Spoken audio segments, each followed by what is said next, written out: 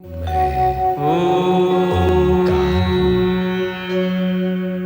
प्राणी के प्राण में जब तक स्नेह, सम्मान और सद्भावना की ज्योति प्रज्वलित रहे, तब तक मैं वीणा की मधुर झंकार हूं। यदि क्रोध, घृणा, दुर्भावना जग उठे, तो जलता हुआ अंगार हूं। मैं ओंकार हूं। जी आज्ञा न देना चाहते हुए भी सती के निश्चय को देख नंदी, भृंगी एवं शिवगण को उनके साथ पितृगृह भेज देते हैं। वहां उन्हें देख पिता दक्ष की क्रोधाग्नि भड़क उठती है। दोनों के वाद विवाद में पुत्री पिता से अपमानित होकर मंत्रोच्चार करते हुए योगाग्नि द्वारा आत्मदाह कर लेती है। शिवगण जब ये दुखद एवं करुण समाचार शिव को देते हैं, तो उनकी क्रोधाग्नि भी भभक उठती है। जटा पर्वत पर पटकने से शिवदूत वीरभद्र प्रकट होता है तथा स्वामी की आज्ञा पाकर दक्ष का यज्ञ नष्ट भ्रष्ट कर उसकी गर्दन तलवार से काट यज्ञाग्नि में फेंक देता है। यह दुखद समाचार सुनकर वीरणी विलाप करने लगती है। चंद्रदेव उसे शिव की शरण में जाने की प्रेरणा देते हैं। शिव इतने कठोर नहीं माते कि किसी के प्राण हर लें। उन्होंने तो पिताश्री को केवल उनकी करनी का दंड दिया है। अब आप ये शोक त्याग दीजिए और शिव जी से प्रार्थना कीजिए कि वो शीघ्र से शीघ्र पिताश्री को पुनर्जीवित कर दें। हर हर महादेव, हर हर महादेव। भवज्वीरणी, महादेव तो करुणा के सागर हैं। उनकी जो सच्चे मन से प्रार्थना करता है, उसे सब इच्छित मिल जाता है। प्रणाम देवर्षि। प्रणाम देवर्षि। देवर जी, उस दिन आपने कहा था आप कभी इस महल में चरण नहीं रखेंगे, किंतु आज आप मुझे सांत्वना देने यहाँ आए हैं अपना प्रण तोड़कर। नारायण नारायण। नारद अपना कर्तव्य कभी नहीं भूलता भावज्वीरणी, चाहे फिर उसके लिए उसे अपना प्राण ही क्यों न तोड़ना पड़े। विश्वास रखो भावज, आपका सुहाग अखंड है और अखंड ही रहेगा। भ्राता दक्ष का धड़ यद्यपि निश्चेष्ट होकर यज्ञ भूमि में पड़ा है, फिर भी उसमें प्राण शेष है। और जैसे ही शिव जी की कृपा होगी, भ्राता दक्ष पुनर्जीवित होकर उठ बैठेंगे।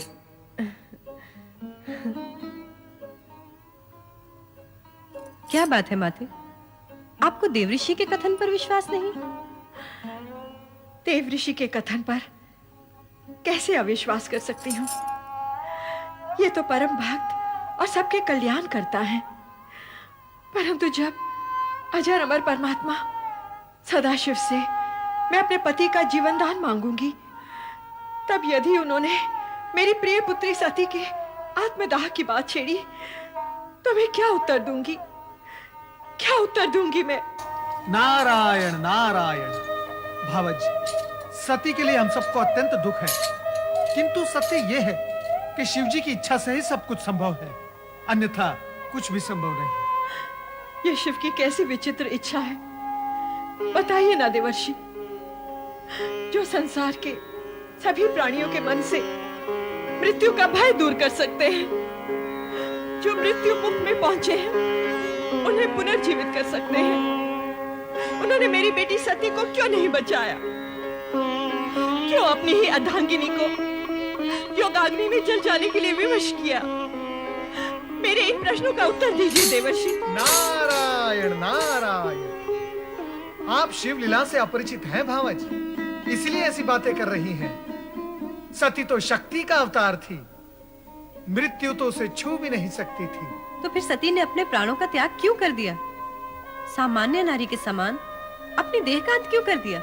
रोहिणी, माता शक्ति ने सती के रूप में नारी अवतार धारण किया, नारियों का आदर्श बनने के लिए। सती ने ऐसी नारी का आदर्श प्रस्तुत किया जो अपने पति के प्रति होने वाले किसी भी अन्याय को सहन नहीं कर पाती थी। सती सती का नाम ही आदर्श पतिव्रता नारी के रूप में हमारी संस्कृति के इतिहास में अमर हो जाएगा। तात, मेरी सती भी शिव की कृपा से पुनर्जीवित हो सकती है? नहीं, सती ने यह आदर्श सामान्य नारी के लिए प्रस्तुत किया है, जो जन्म लेकर अपने पति के लिए प्राण त्याग करती है। अब सती अपने पहले वाले रूप में आपको नहीं प्राप्त होगी। वे अब शक्ति के रूप में अजर अमर है। वे न जन्म लेती है, न मृत्यु को प्राप्त होती है। वे शिव के समान शाश्वत हैं। वे शक्ति के रूप में जगत के कण कण में निवास करती हैं। माते, अब आप सती का शोक त्याग दीजिए। वो अब हमें सती रूप में नहीं, शक्ति रूप में दर्शन देंगी। क्यों देवऋषि? हाँ रोहिणी, ये सब शिव लीलाएं हैं जो हमें दिखाई दे रही हैं। शिव लीलाओं का रहस्य आज तक कोई समझ नहीं पाया, और जब तक शिव जी की इच्छा है तब तक ऐसी विचित्र लीलाएं करके वे संसार वासियों को चकित करते रहेंगे।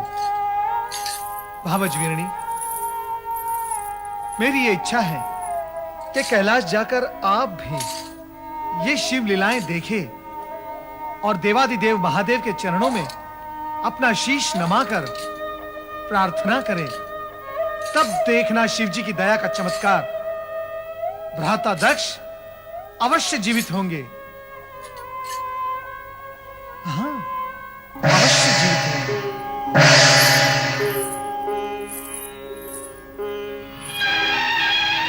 अवश्य जीवित होंगे। अवश्य जीवित होंगे। अवश्य जीवित होंगे। अवश्य जीवित होंगे। अवश्य जीवित होंगे।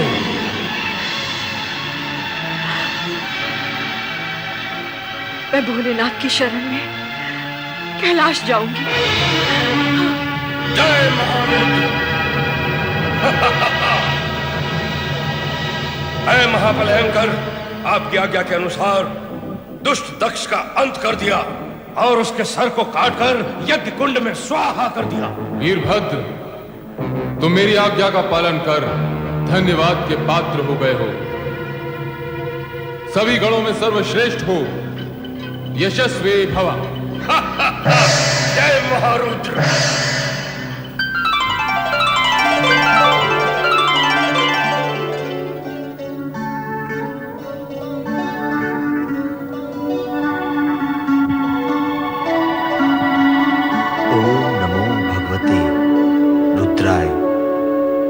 परात्पर ब्रह्म परमात्मा श्री सदाशिव को प्रणाम। करुणा सागर भक्त वत्सल भगवान शिव शंकर को वंदन। हे चराचरपति सम्राट शिव शंकर, कृपा सागर, मैं वो दुर्भाग्यशाली स्त्री हूँ जिसने एक हाथ से अपनी पुत्री सती को खो दिया है और अब दूसरे हाथ से उस पति को खोने जा रही हूँ जिसका सिर विहीन शरीर तड़पता देखकर मुझ पर हर पल मृत्यु का पल होकर टूटता है। ये जानते हुए कि जो भी हुआ है उसके उत्तरदायी मेरे पति ही है। मुझे ये कहने का अधिकार नहीं कि मेरे पति को उन कष्टों से मुक्त कर दो और जीवन दान दो, किंतु इतना अवश्य कहूंगी कि उनके कष्टों का अंत कर दो। उनके कष्टों का अंत कर दो। उनके कष्टों का अंत कर दो। उनके कष्टों का अंत कर दो। उनके कष्टों का अंत कर दो। उनके कष्टों का अंत। हे सदाशिव, कष्ट का अंत आप कैसे करेंगे ये तो आप ही को ज्ञात होगा, किंतु मैं आपसे ये प्रार्थना अवश्य करूंगा कि दक्ष को जीवनदान मिले और अपूर्ण यज्ञ संपूर्ण हो सके। दक्ष से मेरा कोई बैर नहीं श्रीहरि। जो हुआ, जो हो रहा है और जो होगा विधाता के संकेत के बिना असंभव है। अस्तु, आप सबकी इच्छा का सम्मान करते हुए मैं दक्ष को अवश्य जीवन दान दूंगा, अवश्य। पति की मृत्यु से पीड़ित और आहत वीरनी पत्नी की मृत्यु से पीड़ित और आहत शिव की शरण में आकर अपने सुहाग की याचना करती है। लोक कल्याणकारी शिव उसे अभयदान देते हैं और वीरों के सुहाग की रक्षा हेतु यज्ञशाला में पहुंचते हैं। स्वामी, स्वामी, स्वामी, स्वामी कहाँ तुम? स्वामी,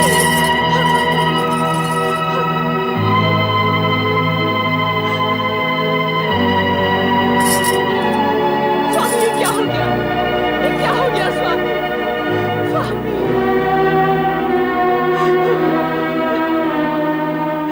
प्रभु कृपा कीजिए, कृपा कीजिए भोलेनाथ, कृपा कीजिए। प्रजापति दक्ष, वृथा अभिमान से उपजे अपने भयंकर अपराधों का दंड तुम्हें मिल गया है। अब अपने अपूर्ण यज्ञ को पूर्ण करने के लिए तुम्हें अजामुख बनाकर नया जन्म दिया जा रहा है। तुम्हें यह मुख देने के पीछे तात्पर्य है कि इसे देखकर संसार वासियों को तुम्हारे कर्म सदा के लिए याद रहेंगे और वे अपने आप को ऐसे कर्मों से दूर रखने का प्रयत्न करेंगे।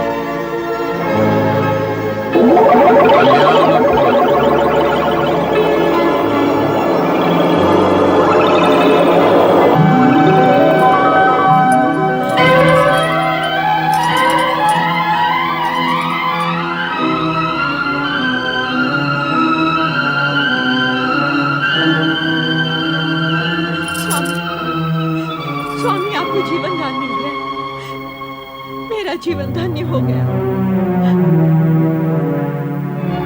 हे देवाधिदेव, हे महादेव, हे भोलेनाथ, आपने मुझ जैसे नराधम को जीवन दान क्यों जीवन दान दे दिया प्रभु?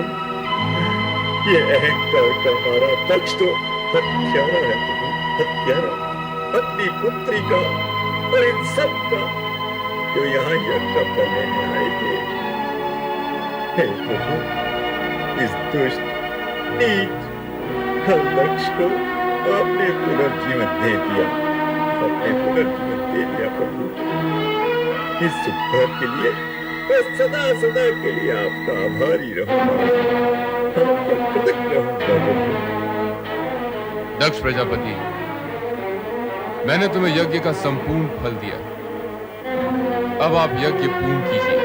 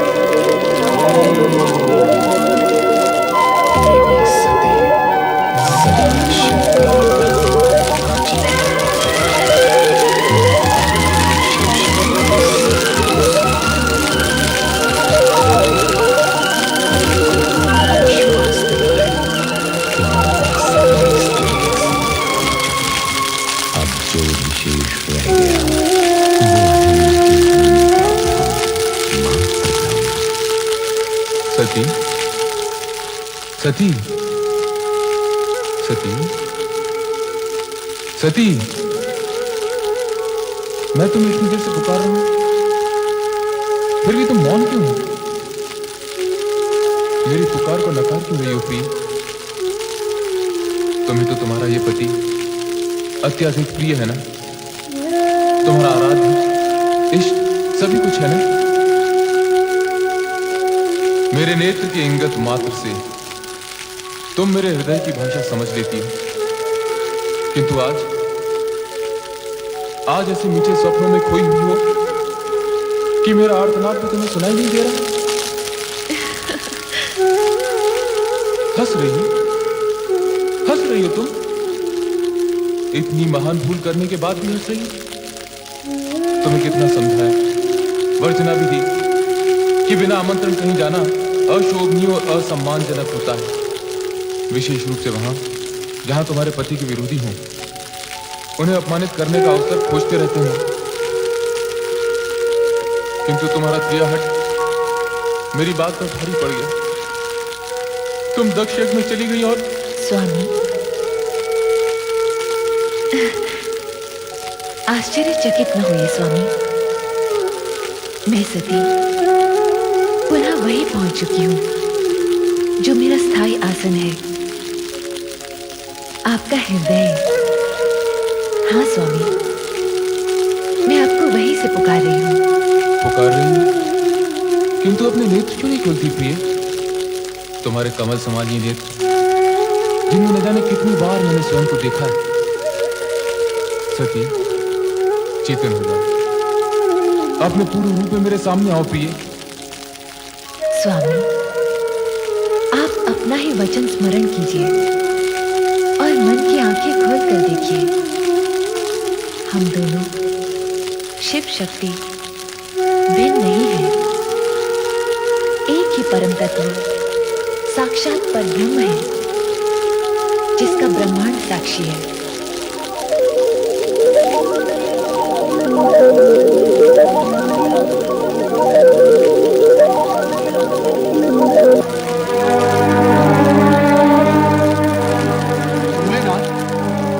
भोलेनाथ, नारद का प्रणाम स्वीकार हो। मंगल हो। प्रभु, आप कहाँ जा रहे हैं? देवी सती हमसे रुष्ट हो गई। भोलेनाथ, आप ये कैसी बातें कर रहे हैं? क्यों? क्या सदा पत्नी को ही पति का साथ देना चाहिए, पति को नहीं? हम अपनी रुष्ट प्रिया का साथ कभी नहीं छोड़ेंगे।